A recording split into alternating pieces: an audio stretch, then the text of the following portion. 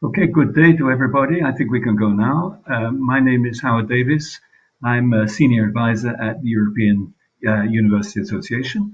And my function here, which I perform with great pleasure today, is to guide you through this webinar on improving recognition through self-assessment. We have 1.25 hours to present to you the outcome of the project, which is a self-assessment tool, and then to hear some of the questions and comments that you may make at the end. Let me just say at the beginning that this is a product of a project called the Spotlight on Recognition, which has been working for 3 years to the benefit, we hope, of institutions and their staff who are dealing with the recognition of academic qualifications.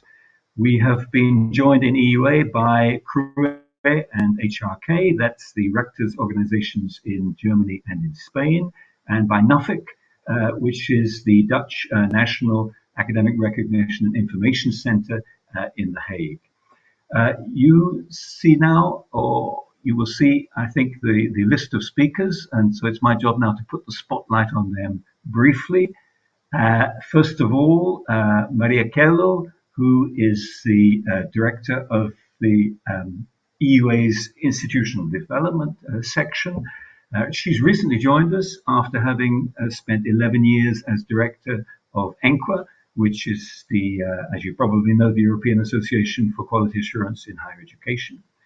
And in order of appearance, we then have Bas Wegewijs, who is team leader in international recognition at Nuffic, which I've already mentioned, and whose team has really been very influential in developing recognition practice and theory in Europe.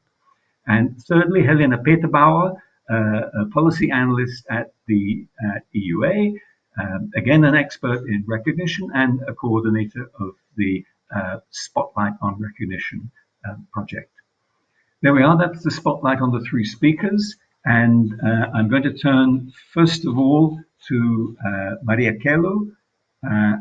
I don't see her. I'm here. She is there. You are there, Maria. I'm here. You're there. I don't see you, but I know that you're there. Would you like to tell us, to begin with, please give us a little bit of background on the Spotlight on Recognition project? Yes, thank you, Howard, and nice to meet you all. Welcome also on my behalf. So I would like to ask the colleagues to put my slides on, please. Yes, good. So now the right ones are up. So when we talk about recognition, of course, that is nothing really new. We know that the Lisbon Recognition Convention has celebrated or is celebrating 25 years, a quarter of a century this year. And it's also one of the key commitments of the European higher education area in the Bologna process to apply recognition practices in line with the Lisbon Recognition Convention. And it's also referenced to in the European Quality Assurance Framework, namely the European Standards and Guidelines for Quality Assurance, where there is a specific standard that refers to fair recognition practices in line with the Lisbon Recognition Convention. And all of this is showing that there is a will and commitment to respond to the demand that we have seen growing as internationalization, international exchanges, joint programs, the Erasmus program, and all of that has been growing. And the mobility targets at the political level that are quite substantial. So we're still looking at a 20% of mobility of students. And actually, we don't know how well we're doing. But nevertheless, there is a lot of mobility and request for recognition. So that's where we are coming from. But are we getting there? The European Students' Union published in 2020 a report on how the students see the Bologna process. And in terms of recognition, they can see some improvement between 2015 and 2018. But as you see in this slide, the green is good, the red is bad.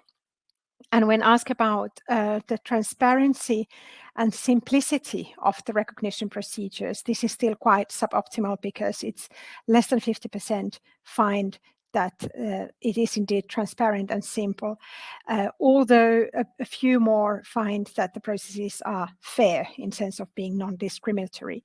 But the red share, particularly in the simple part, is quite substantial. So clearly students do not find that the procedures for recognition are simple and not always transparent. So some work remains to be done there. This is a map from the Bologna Process Implementation Report, and it's already a little bit old, but to what I know, the picture is not very different today. This is data from 2016 and 17, and basically what you see there in one glance quite easily is where recognition decisions are taken in each of the different European higher education area countries. And the light color means the decisions are taken at the higher education institutions. So I mean, very, very big part of the European higher education area, the decisions are taken at the institutional level. NIC/NARICs give support, give information, etc., but the actual decisions are institutional. So that was the starting point for our Spotlight on Recognition project, which started 2 years ago and is now concluding. EUA is the coordinator of that project, and we have 2 rectors' conferences from Spain and Germany as partners, as well as Nuffic as representing the NIC/NARICs in this project. And our point was, okay, if all of this work happens at institutions and there is clearly something that doesn't work yet perfectly well, let's see how we can support the institutionals, the people at institutions that are in charge of things related to recognition, such as admissions offices, by building capacities and providing more information.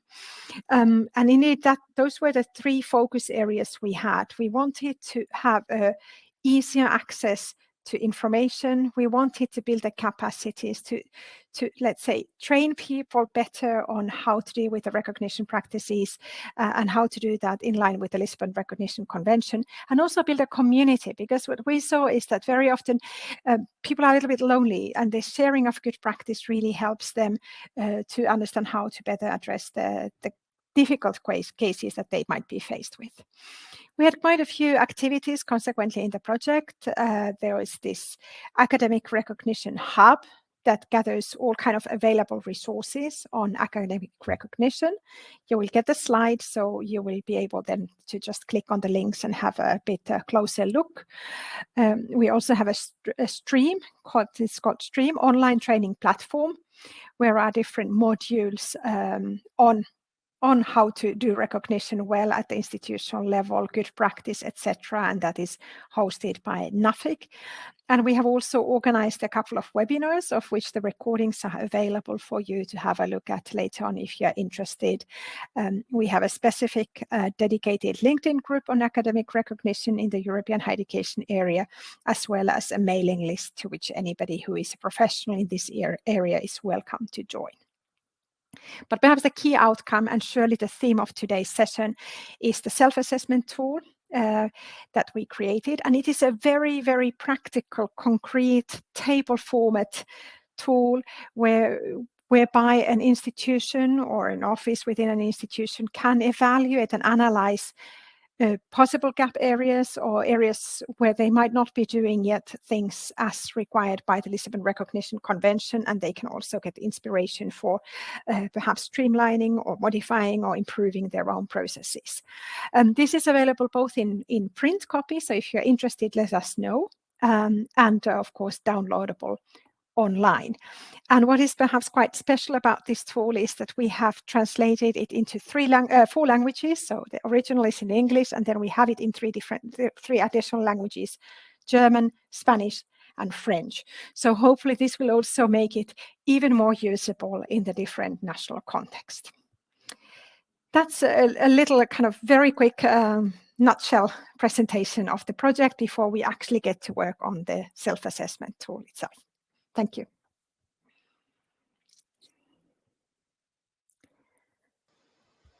Thank you very much, Maria. Thank you. It is very good to have background. We now know where we stand. And I'm going to just remind viewers that you mentioned the previous webinars that are recorded and that are available. And I should say then that if any of the participants would like to look again at the maps that you showed, which are very detailed, then this recording also will be available. This webinar is being recorded, and you can find it if you go to YouTube and you search for the EUA channel on YouTube. It will be there shortly after the end of the webinar. Okay, let me now turn to Baz. Are you there, Baz? I'd like to ask you a question because I know that we are talking about the self-assessment tool that has been developed for higher education institutions and for their staff. But I know that you already developed one for the ENIC-NARIC networks and that you use that experience then to help us in the job of designing this one.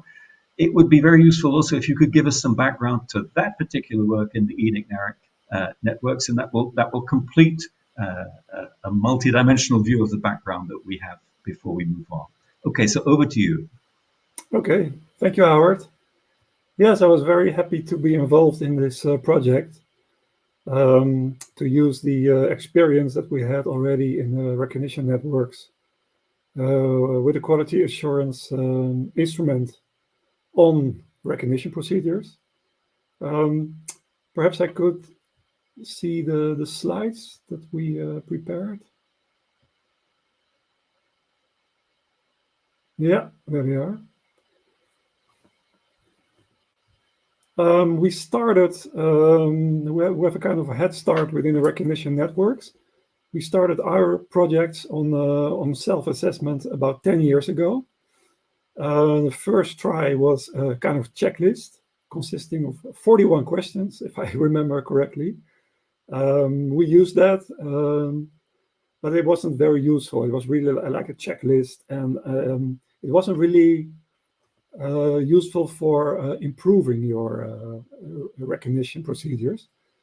So in the next project, we took on board quality assurance organizations from Europe to help us devise a better instrument. And we're also very lucky that by that time, the revised European standards and guidelines for accreditation were published, 2015.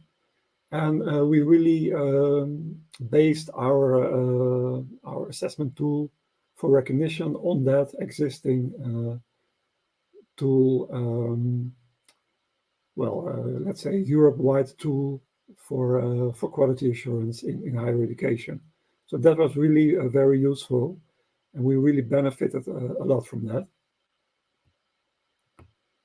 Well, you may know us. We are part of the ENIC-NARIC networks, so two networks on recognition, national information centers, one of them from the European Commission, and one of them from UNESCO and the Council of Europe.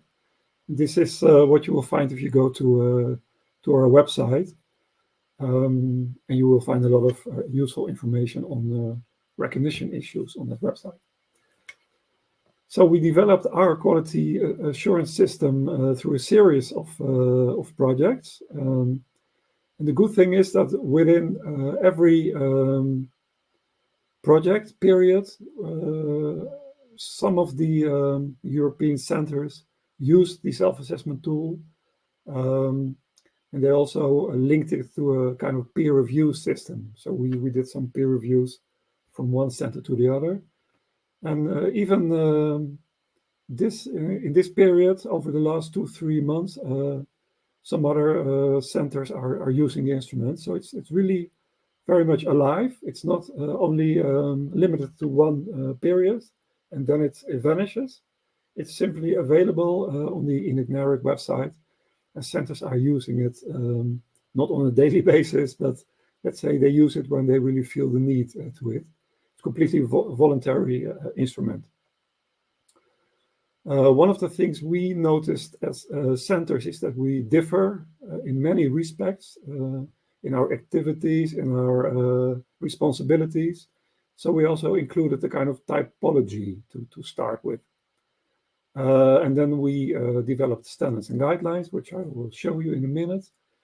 And in our case, of course, it's also based on the Lisbon Recognition Convention, like the current tool from the Spotlight project, and also on the European manual.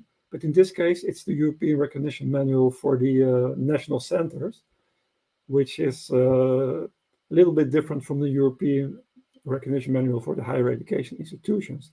Of course, the same topics are being addressed, but it's a little bit more formal in our case and a little bit more practical for the higher education institutions. And we use some other sources as well.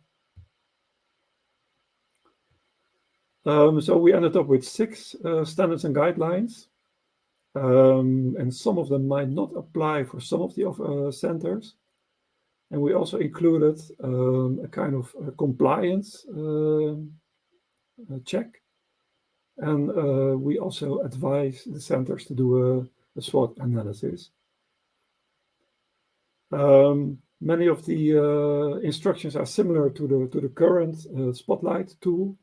So we also advise to involve various employees of the center, the credential evaluators, policy officers, management, but also the communication people.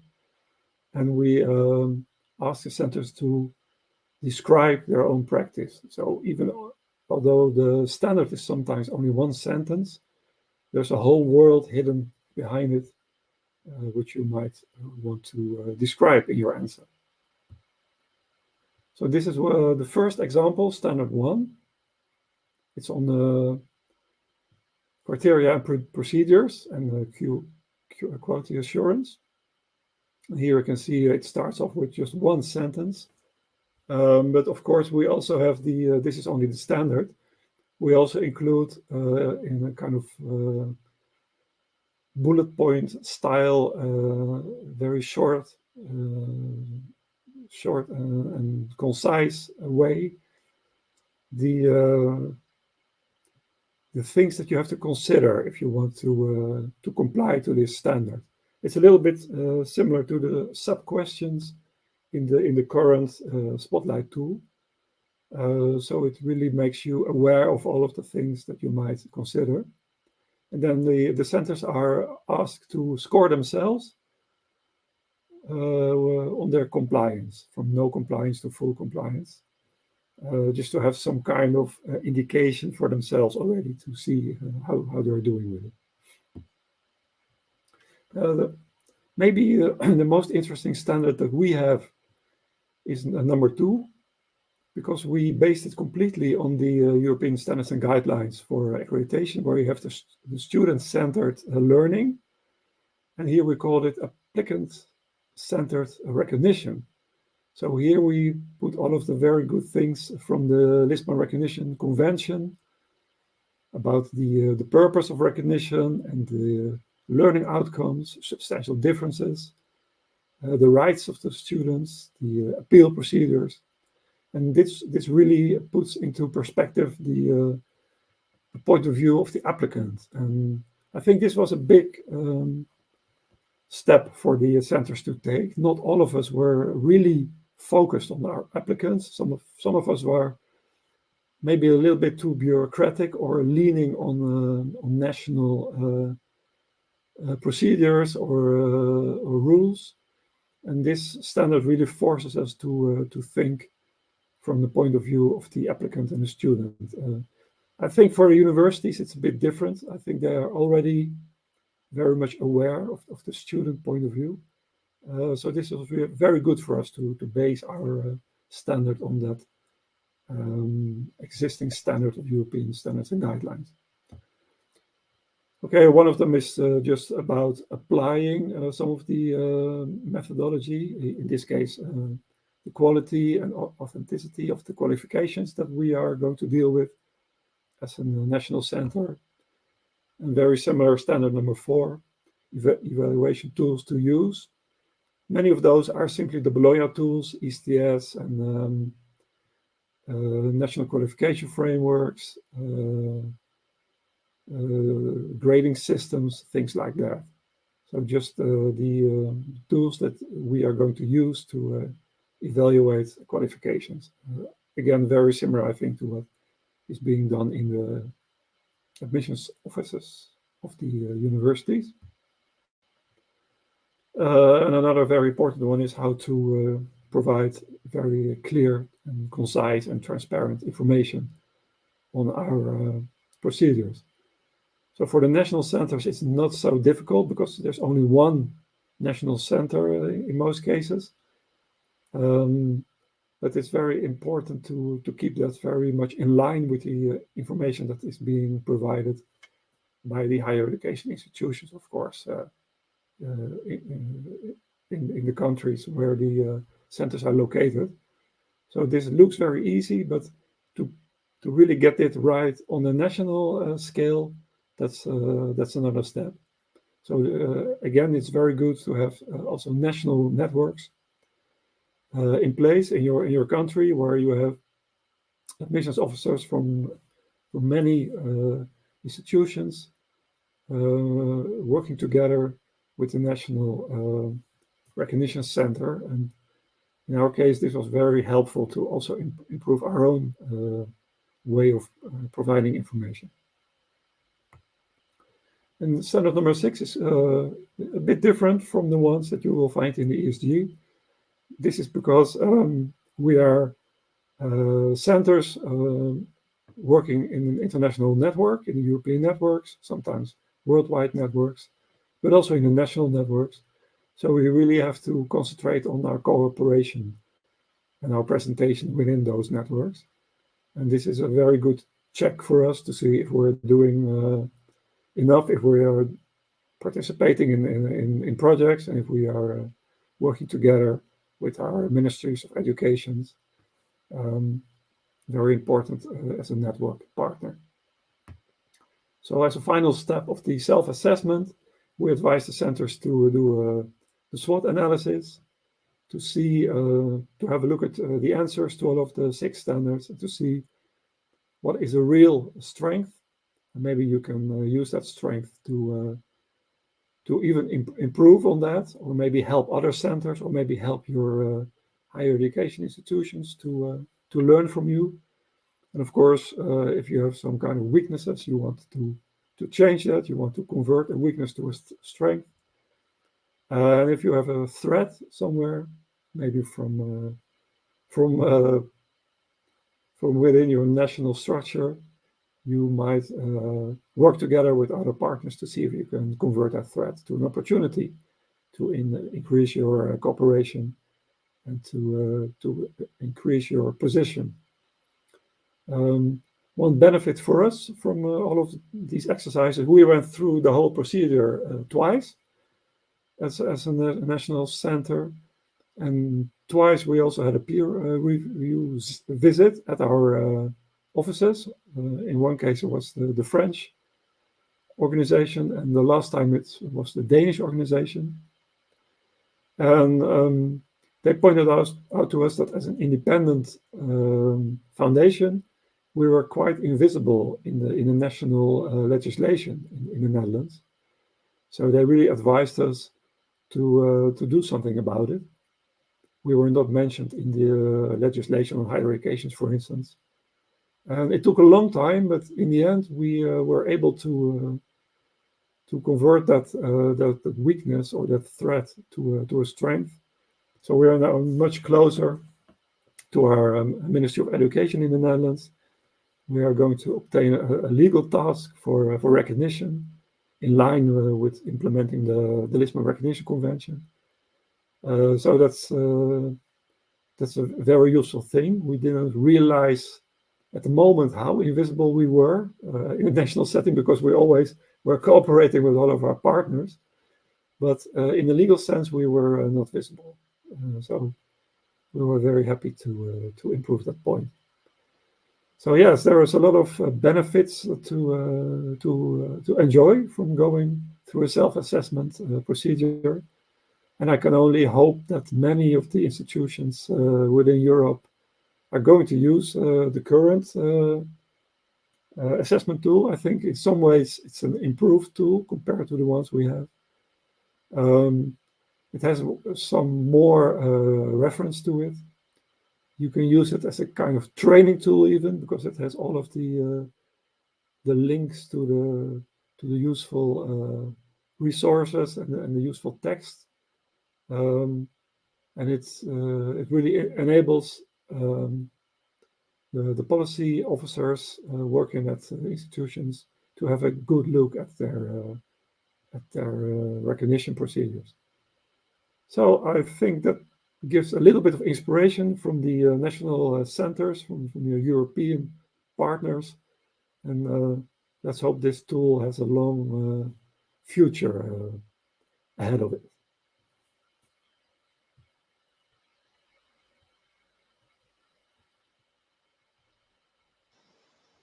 Thank you very much, Baz. That's extremely useful.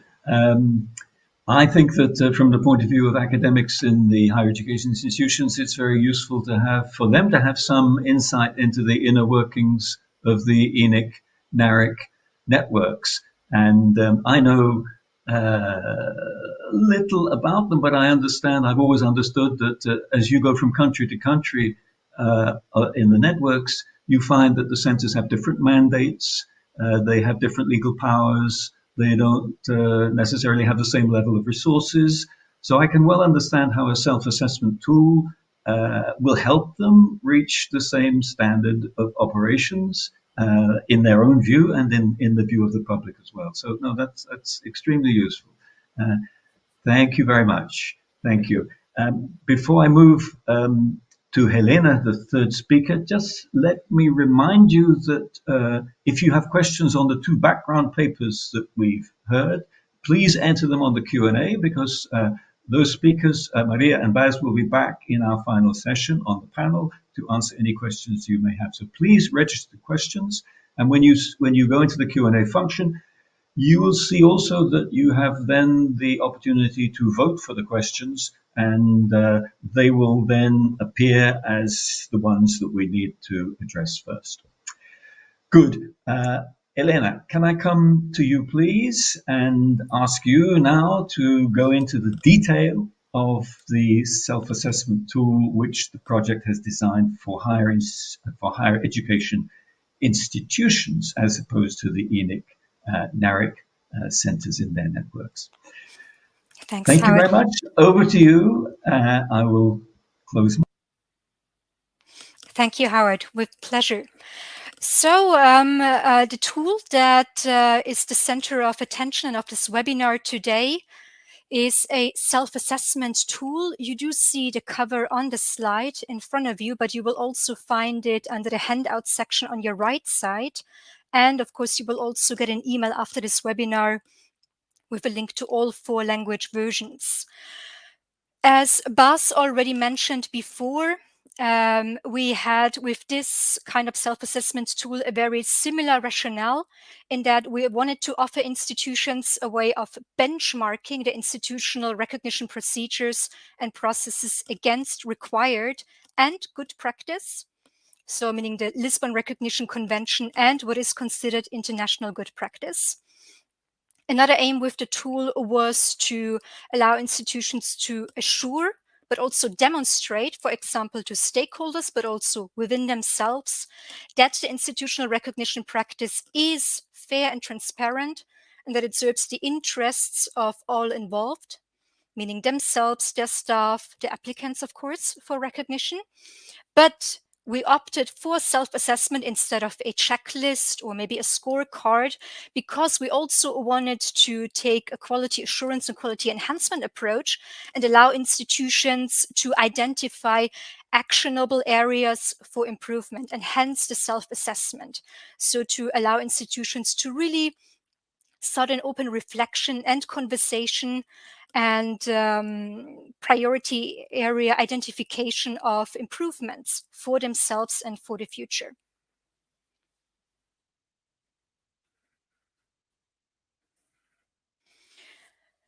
Very briefly about the scope of the self-assessment tool, because this is a question that we sometimes got in the past. It is in principle aligned with the areas covered by the Lisbon Recognition Convention. This is recognition of qualifications giving first access to higher education. It is recognition of periods of study, so your classic study period abroad, like your Erasmus semester a year. And it also covers the recognition of higher education qualifications of all cycles. So it's not limited to the bachelor, master's, or third cycles, but it covers all cycles and all levels. And Like Article 7 of the Lisbon Recognition Convention, the tool also covers the recognition of qualifications held by refugees, displaced persons, and other people in a refugee-like situation. This is what the tool covers essentially, but it can be applied flexibly. An institution is perfectly free to say that they only want to cover a certain cycle. If for whatever reason they wish to do so, they can decide to only cover the recognition of periods of study or any of the other elements that I just listed. The tool is presented in a way that it can be divided into single questions or single sections. And it also gives the opportunity for institutions to decide for themselves if they want to adapt, skip, or maybe add a few self-assessment questions for themselves. Now, here comes a little active exercise for you. You might already have noticed on the right side that we have a polling function next to the chat, Q&A, and the handouts. So a polling question is coming up for you in just a few seconds. Just to kickstart why we are asking the question that is about to come your way, I wanted to show you a brief glimpse of some results from a previous workshop we conducted on the self-assessment tool in person in Brussels in May. We wanted to ask of participants what kind of recognition they find the most challenging. And interestingly, but perhaps not so surprisingly, most thought the recognition of qualifications held by refugees was the most challenging to them, followed by recognition of qualifications giving access to higher education and equally recognition of periods of study. So here we have a very clear winner in the corner of qualifications held by refugees. Now, I would like to ask the same question to you because I'm curious whether you will answer the same way. So I will now start a poll. And I hope that you do see now a little poll window popping up on your screen. You can simply select your answer, click on the answer that corresponds most or best to your situation. I already saw one response. This tells me that the poll is working well. The response, actually most responses are currently, again, in favor of recognition of qualifications held by refugees. So just to clarify, we are of course talking about situations in which the documents or the evidence supporting a qualification is either completely missing or is insufficient, has maybe some gaps. So it would be perfectly understandable if this was considered the most challenging type of recognition, because then you have to put other procedures in place than you would have for other recognition procedures, such working on a background paper, interviews, etc.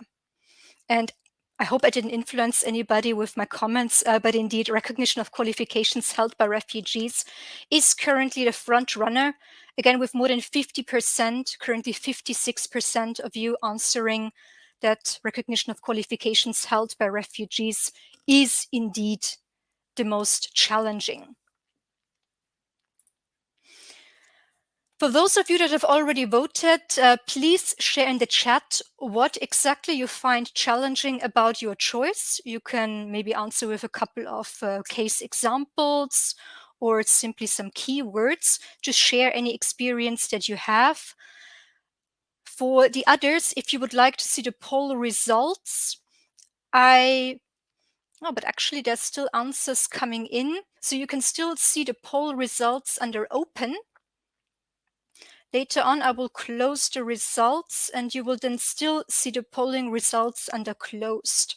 But since there's still votes coming in, perhaps I can keep the poll still open for a few more seconds. But still, the recognition of qualifications held by refugees is still winning. And because I have predicted this, we will later on at the end of my presentation try a little sample self-assessment question from the self-assessment tool precisely on the recognition of qualifications held by refugees, because I would like to know how in your institution or in your context you actually deal with these kinds of qualifications where you either have no supporting evidence because they were lost or could not be quickly packed up and transported, or they're insufficient because a database is no longer online, or an archive was destroyed, or the displaced person simply could not pack up everything with them before they left. So I will later on ask about that. Okay, I have now closed the poll. If you're interested, you can still see the results of this poll under closed. But let's continue with our presentation and the self-assessment tool. The rationale, as both Bas and Maria already hinted at, behind a self-assessment approach in general, is based on, first of all, institutional responsibility for recognition decisions. We have seen before that it's mostly within higher education institutions instead of national authorities or ENIGNARICs. We also have institutional autonomy. Institutions are perfectly autonomous and free to develop their own policies and guidelines for recognition within a certain framework, mostly governed by the Lisbon Recognition Convention. But what is also very important is institutional diversity. And as an example of what I mean with that, I would like to point to the concept of substantial differences. The Lisbon Recognition Convention, which governs how recognition takes place in most of the European higher education area and beyond, does stipulate that recognition can only be refused by the recognition authorities, so the higher education institution, if it can be demonstrated that there is a substantial difference between the qualification that is presented and the qualification that would be required for access to the program for which access is being sought. The Lisbon Recognition Convention does not stipulate, however, what substantial differences could be in practice. It does not give examples or further guidance. There is, however, international good practice. For example, that substantial differences in how they are applied should rather be based on learning outcomes than, for example, the length of a program, 2 years, 3 years, etc. This means that we have good practice, but still every institution is autonomous. Each country can have their own guidelines and policies on substantial differences, even though most don't have a set definition. But it still means that we have a variety of approaches to something like the concept of substantial differences across the European higher education area. And there's nothing wrong with that, but it needs to be respected. It also means that self-assessment is ultimately the most useful approach for developing and improving recognition practice. Then let's come to the approach. At the core of the self-assessment tool is a self-assessment table with a questionnaire, which is designed in line with the Plan, Do, Check, Act, or PDCA cycle established in quality assurance. First, we have the plan phase. Section 1 of the self-assessment table is on institutional policies and guidelines on recognition. For example, do you have an institutional guideline or definition of substantial difference? Do you have national guidelines on recognition? Then we have section Do. To this belongs sections 2 and 3 of the self-assessment table and questionnaire. Section 2 is implementation of processes covering organizational aspects, for example, the relationship between access and admission, so recognition and admission, who is responsible for which and how do these two sides work with each other. We have information provision, for example, how do you communicate with your applicants, what kind of information is provided on your website. We have special procedures and decisions. For example, in the case of refugees, what kind of procedures do you have? And I will show you a sample question a little bit later. And we have tools and resources.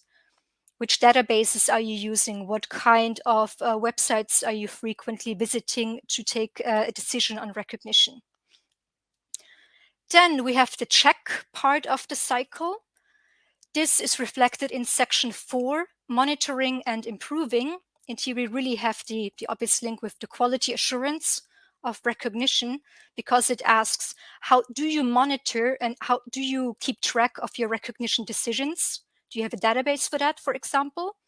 And how often or how do you at all review your recognition processes? Do you sometimes do a review of your processes? And finally, outside of the self-assessment table and part of the broader approach of self-assessment, we have the follow-up action reflecting the ACT cycle, closing the cycle. I will get to that a little bit later. Here you see a sample page of the self-assessment table. You will see that on the very left, we have a key question.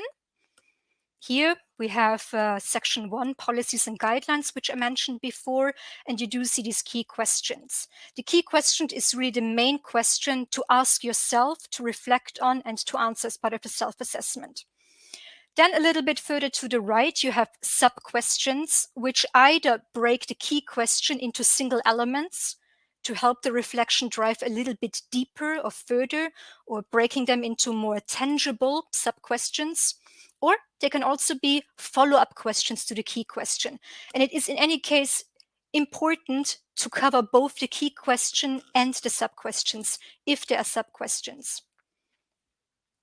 Once you have read and reflected on the key question and the sub-question purely from your own institutional perspective and experience, you move on to reading the relevant section in the European Recognition Manual for Higher Education Institutions.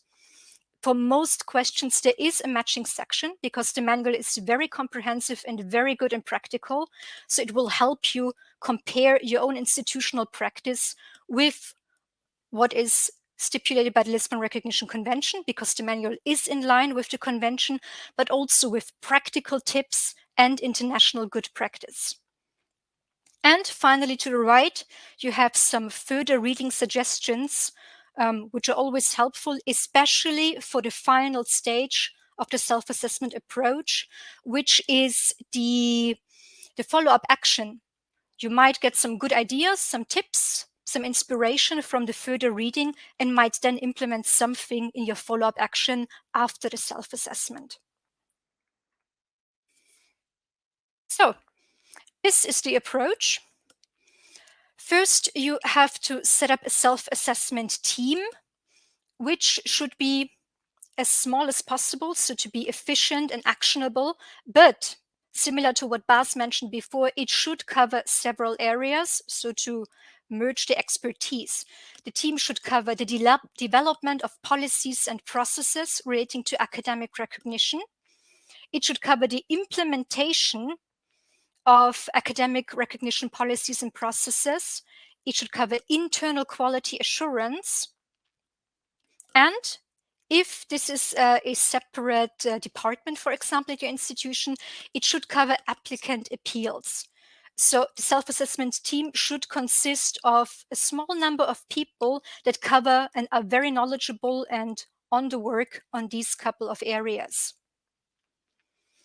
The self-assessment team is established and starts by, first of all, dividing the self-assessment table. Usually you would divide different sections and allocate them to different people, although you might also have to conduct interviews with experts from your institution on certain areas, for example, from the IT department on data security and things like that. But the self-assessment team should also come up with a timeline for the self-assessment exercise, including important milestones. And then they spread up and gather the data. They might have intermediate or interim meetings, but in principle, after this follows the gathering stage, meaning that each member of the self-assessment team self-assesses by answering the questions in comparison with the manual, but also by gathering data as evidence for the self-assessment answer. How do we do this? We do it like this, and here is the evidence that we do it like this. This data could, supporting evidence for the data could be anonymized email exchanges with applicants. It could be sections of published institutional policies. It could be statistics. It could be survey findings. It could be anything that is deemed solid evidence for the self-assessment that you have concluded for yourself. Then the team reconvenes to analyze the data, and jointly they should evaluate, 1, whether the presented evidence to support the data and the reached self-assessment is sufficient to support the answer. 2, the extent to which the existing practice at the institution matches the requirements of the Lisbon Recognition Convention and established international practice, and whether it is effective and good for the institution. And 3, whether there is room for improvement. This self-assessment analysis can then be summarized in the form of a SWOT analysis, but it should in any case be summarized in a report for archiving and for future reference purposes, but also because afterwards, with the follow-up action, the results should be presented to the larger university community, including important stakeholders such as students, and concise, specific follow-up action should then be decided.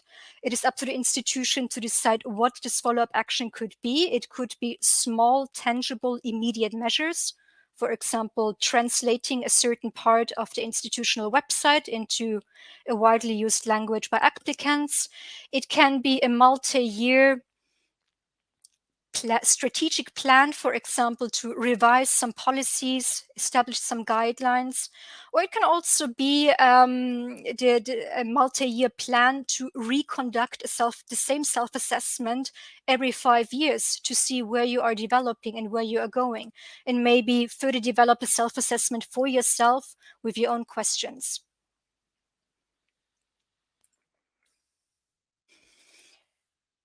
Now, I hope that this got you a little bit thinking about your own institution's approach to self-assessment, and I'm now curious to know whether you have in the past, for example, in the last 5 years or so, conducted any systematic review of your own recognition processes. Again, the poll is now open. And I'm curious to learn what you will answer. No, but it sounds like a good idea is currently the front runner. Again, if you have already answered the poll, you can see the results that come in under the section open. And later on, when I close it, you can still go back to the poll and have another look under the closed column of the poll. Okay, currently still most people are saying no, but it sounds like a good idea. So I'm glad that people are interested in a systematic review of the recognition processes. A couple more have also done this every once in a while, also a very good idea. And a few 18% also say that you do a systematic review of your recognition processes regularly. Very good, that's nice to hear. And yeah, in the back seats, we have no, but we're planning to do that, and simply no, we haven't.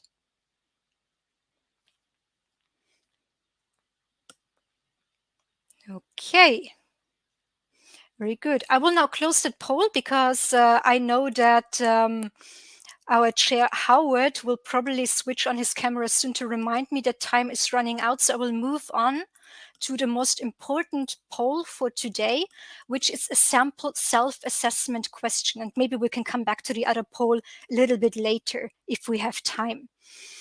Here is an extract from the self-assessment tool. And as I said before, based on the results from the workshop, I already had a hunch that the qualifications of refugees would be found a little bit tricky in recognition procedures. So I would like to ask you this sample question from the self-assessment tool. Which procedures are in place at your institution for applicants in a refugee-like situation with insufficient or entirely missing documents? And here comes the next poll. You do have the option of answering that you get a background paper from your national ENIGNARIC. In some countries, ENIGNARICs establish a background paper for and together with the refugee and then provide it to the institution. But some institutions also work directly together with the applicant to establish a background paper. Maybe you're doing that. Or maybe you are working with the already established European qualifications passport for refugees. Maybe you conduct interviews and/or exams. Maybe you don't know. Perfectly reasonable and justified answer. Maybe you have other procedures in place. And if so, please do share what you do in the chat. And I should mention, you can tick several answers here. Maybe you do conduct interviews and exams in order to establish a background paper, or maybe you do work with the European qualifications passport for refugees, but also have your own institutional procedure and outcome. Please just share in the chat what exactly you are doing.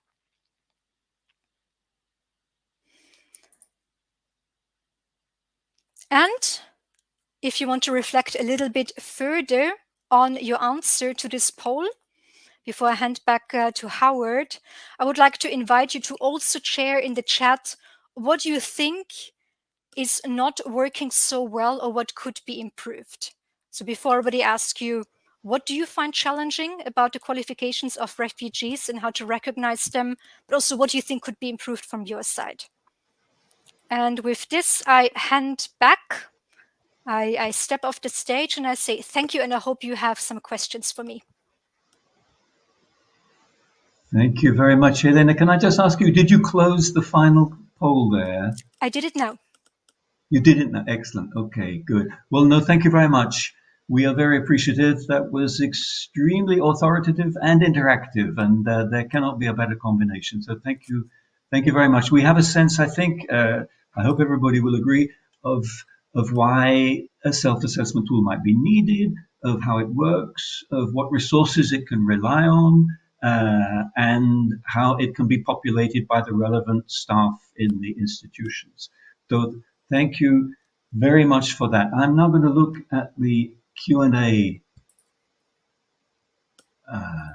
functions to see, first of all, if we have some questions. And indeed, we have one question there which is visible to me. There may be others coming through. Let's take this one first, if we may. Can I just first ask Baz and Maria to join us in visibility? Baz, you were talking about visibility. Now's your opportunity to become as visible as you possibly can. And Maria, are you there? I'm here. I can hear you, but I've never seen you. All I get is a word which says loading, and I'm not sure if you're visible to everybody else. I can see her. You can see her. Oh, good. In that case, I obviously am partially blind in the top left-hand corner of the screen. All I can see of Maria is that she is loading. Let me take you, colleagues, to the question from Roisin Smith, which you can see in the published Q&A there. It's very interesting because we've been talking hitherto about self-assessment at institutional level, and now we're going to the super-institutional level. What about consortia? We know that the European Commission has been energetically promoting the European Universities Alliances, and I guess the question applies both to degree recognition at initial admission and to credit recognition for these students who are mobile between the institutions. So I'm not sure who to ask first. I'm just going to ask you to jump in, I think. Who has thoughts that can address this particular question? How can the tool be used to support the work of consortiums such as those in the EUIA? Well, perhaps I can Helene. start by saying that the process would remain the same, except that it would be much larger, probably longer, because you would have to coordinate together with all your alliance partners and perhaps conduct the self-assessment jointly and together. Perhaps perhaps a self-assessment team could then consist of a handful of partners from each partner university, but then you would then conduct it the same way that it is presented in the self-assessment tool as it is published. But the tool can also be used, especially when you get to the follow-up stage, in order to develop a more overarching internationalization strategy.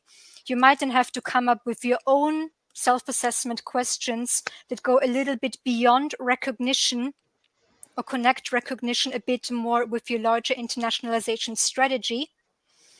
But in principle, you can use the tool in a consortium. You can use it across universities and in collaboration with other universities. But I would reckon that reasonably the process would require more time and would become more complex because more universities and therefore more people will be involved. And you might not all have the same answers. Okay, thank you. Baz, would you like to come in on that one? Yeah, I think it's a very interesting idea. And even if you would only limit it to the recognition and admissions procedures, I see an opportunity here to have this kind of peer review that we are using within the networks. So it would be very interesting if a few universities in an alliance would do the exercise maybe first for themselves, then sharing the results, and then discuss the results. And you might have this the same effect that we have at our peer reviews, that you get new ideas from the other universities.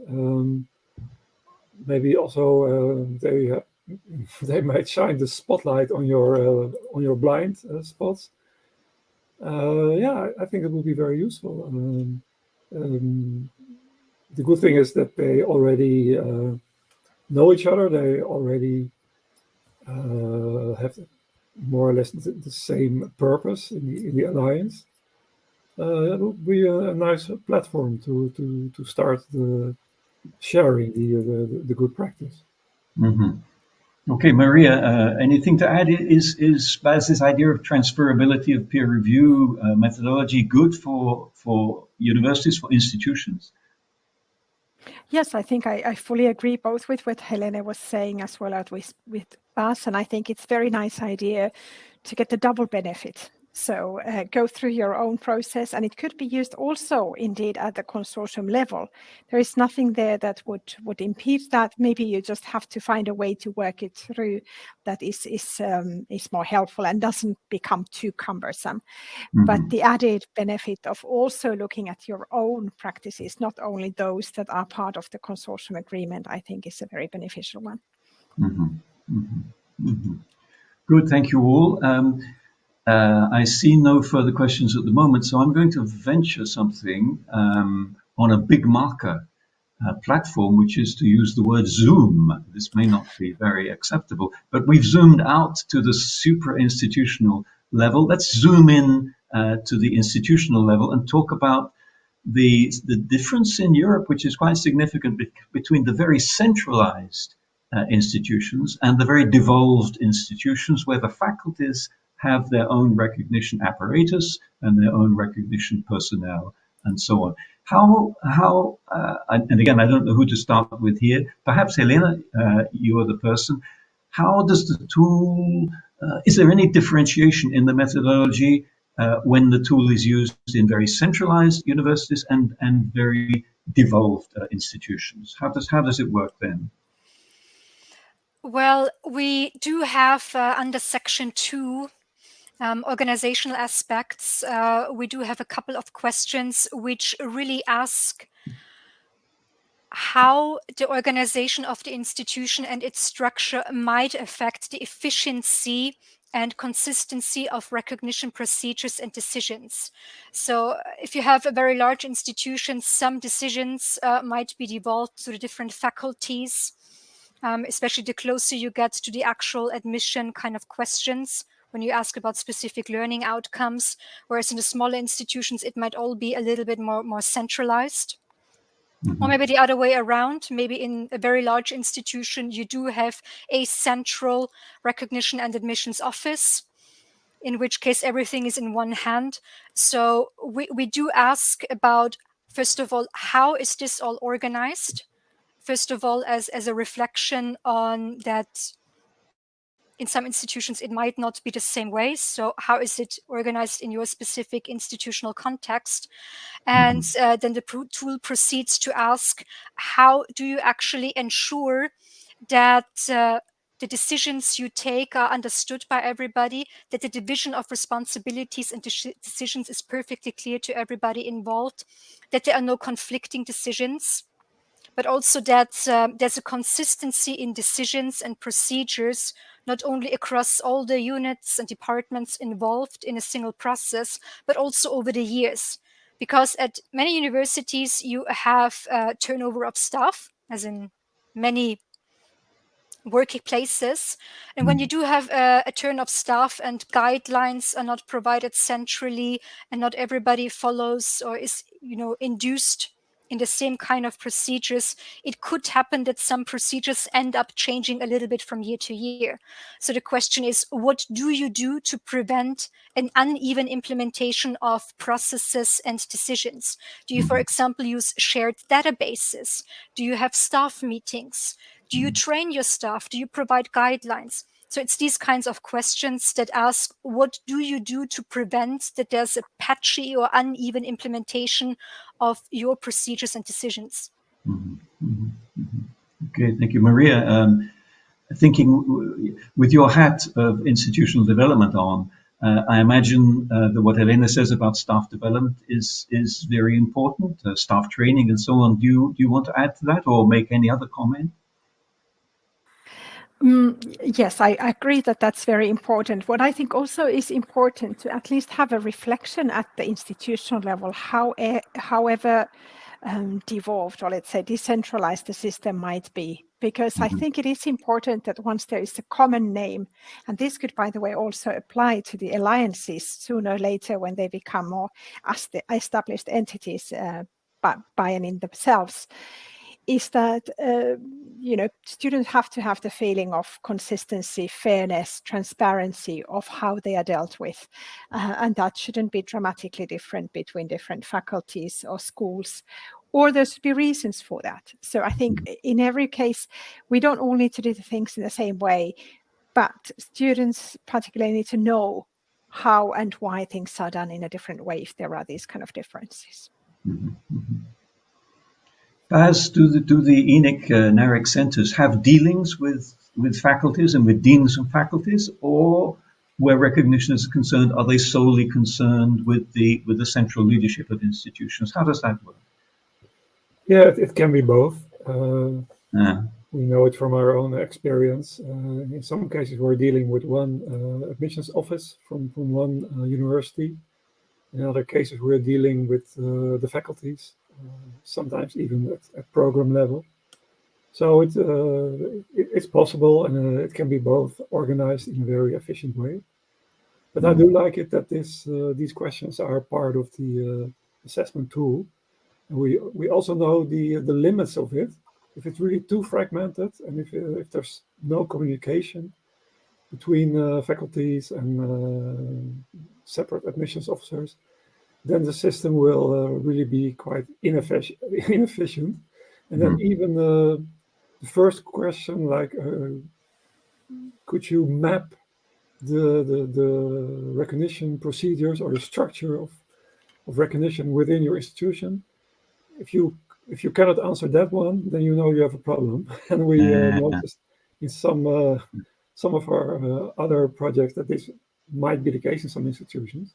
So again, this tool really makes you aware of where you are, and in some cases it's not all acceptable practice. In some cases you really have to do some organizational restructuring, I think. Howard, can I add something? Okay. Can I add something quickly? You may, of course. Yes, thank you.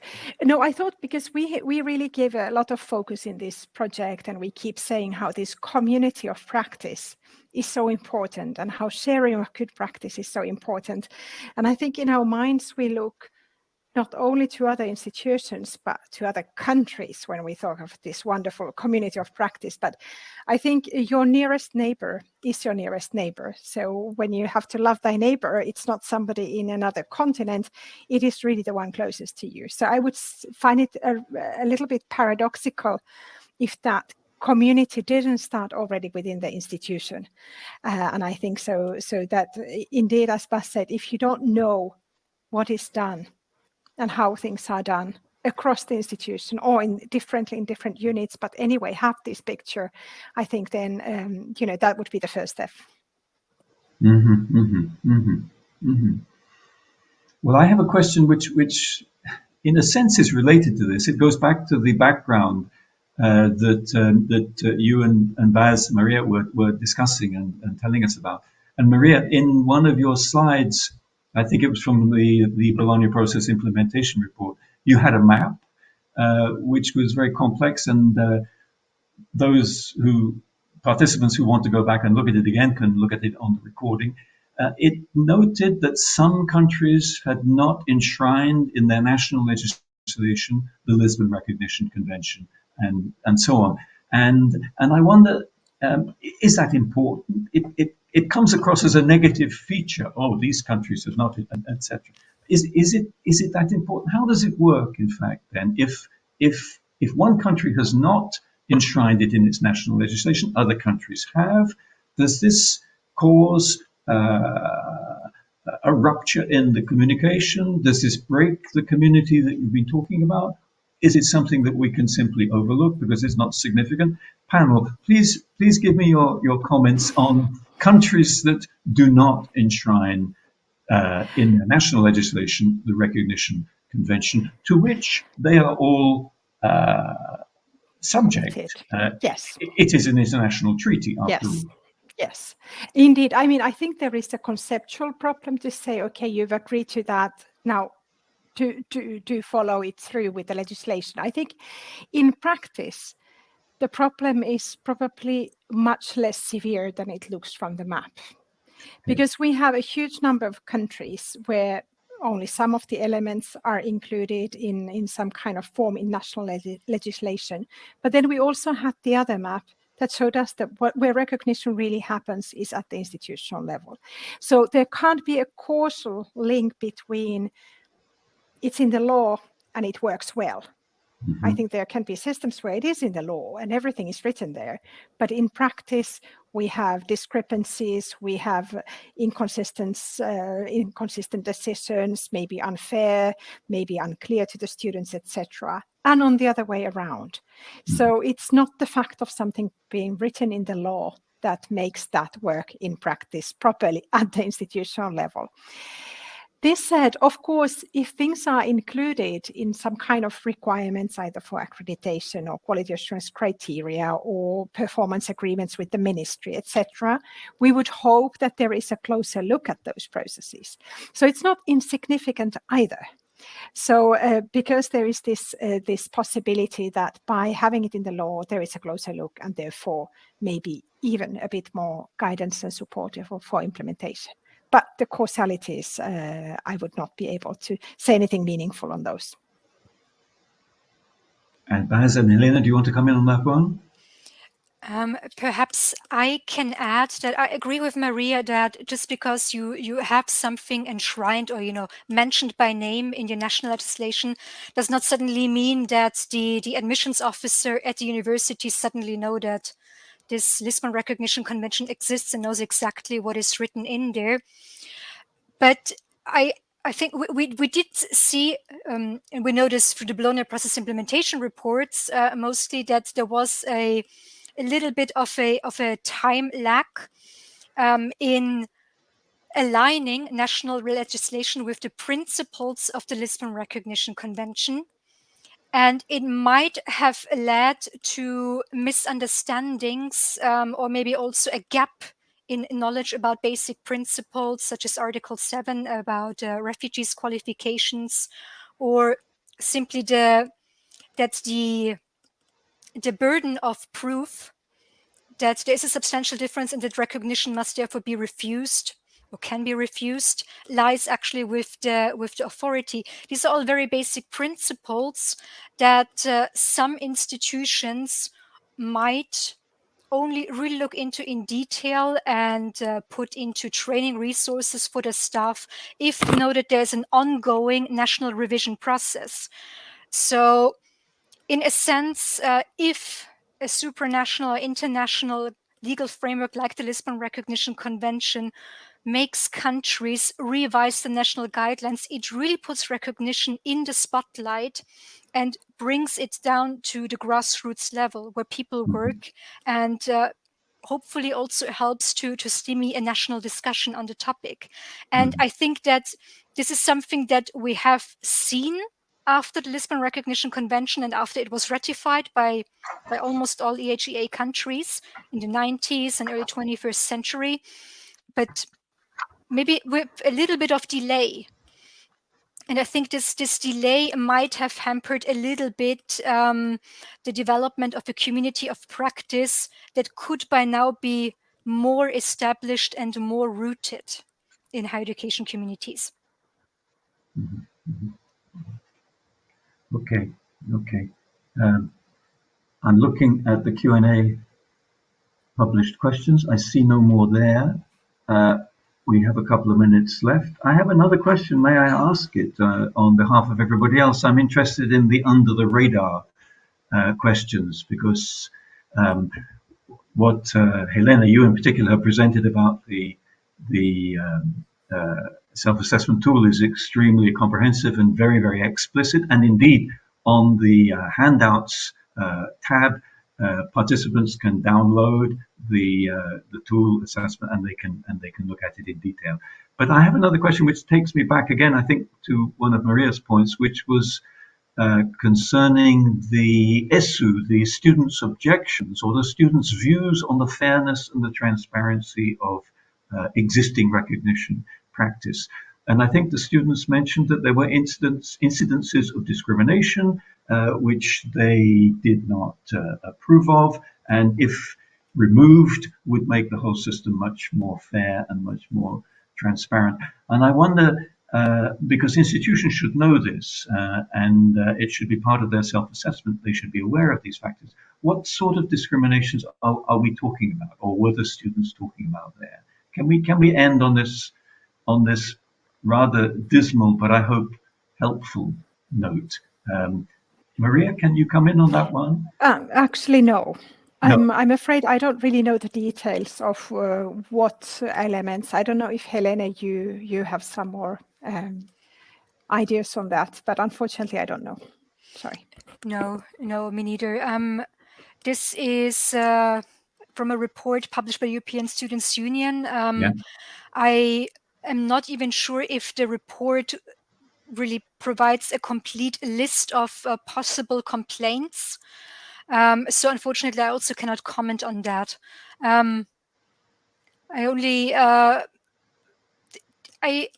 From what I remember from this report is that things have been progressing and improving over the past couple of years. So it is certainly looking up. So I think recognition processes are really becoming fairer and more transparent. But the biggest gap that is still offering the most room for improvement is really the clarity of processes. So, I mean, also for me, it would be interesting to know what exactly remains unclear about the processes, whether it is about whether recognition decisions are taken, who is involved, how much time to expect, or whether it is more information provided up front on what to expect. So this is certainly something that I would be interested in knowing, but since I was not involved in the report, unfortunately, I cannot comment on particular details. Okay, Baz, would you like to make a final comment? Not necessarily on that question, but on any other matter that has arisen. I was thinking about this last question, and I could imagine that maybe from a perspective of the European higher education area, maybe you could make the point that many of the tools and many of the systems, for instance, application of automatic recognition, will in most cases apply to European qualifications. So I could imagine that if you're not coming with a qualification from the European higher education area, that it might feel that you are not being treated in the same way as like students showing diploma supplements, having European credits, things like that. It might be that the recognition is easier and smoother if you are coming from those countries. But that's okay, Baz. I'll stop you there if I may, because we're approaching timeout with 30 seconds left. So I'm going to thank you all and take the opportunity to thank the unseen hands behind also. That's Caroline, Tanya, and Konstantina. And thank all the participants. Remind you that the recording is going to be available and ask you to respond to the feedback survey, which you will receive by email, and point you in the direction of 2 future EUA webinars on topics of scientific literacy and what next for global higher education, and say goodbye to you all and wish you a very good day. Thank you very much.